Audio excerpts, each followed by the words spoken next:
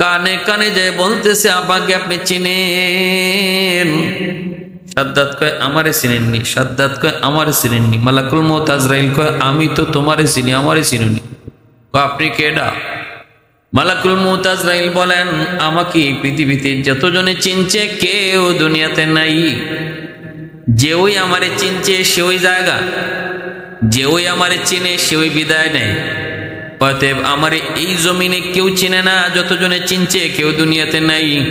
কে আপনি? কয় আমি মালাকুল মউত আজরাইল।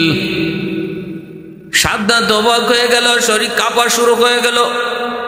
আজরাইল মস্কারি করো না, মস্কারি করো না, আমার এই মুহূর্তে জান নেওয়ার কোনো টাইম না।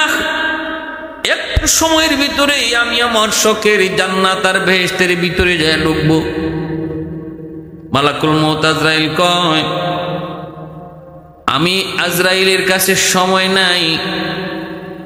আল্লাহ পাক যখন যে টাইমে যখন যারে আদেশ করে ওখানেই তার জান কবজ করে নিতে হয়।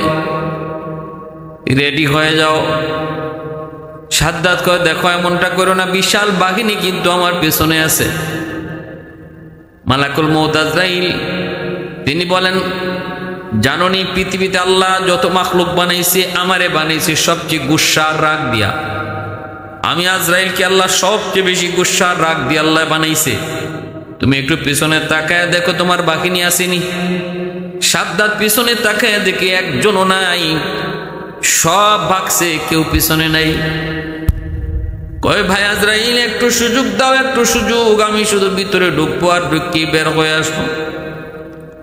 মালাকুল মউত আজরাইল কয় সাবধান, এক পা ভিতরে ঢুকাইছো আর এক পা ঢুকানোর সুযোগ নাই।